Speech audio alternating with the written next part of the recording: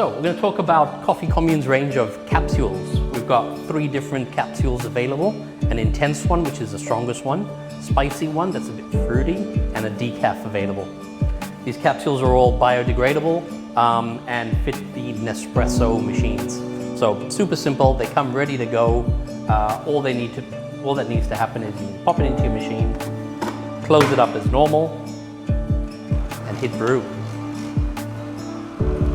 If you like your capsule coffee like I do, I like to cut it off a little bit short, but you could just let it run out. That's where I like to cut it, because I like it really intense. And the last thing is to make sure that you always release the capsule immediately. And there you go.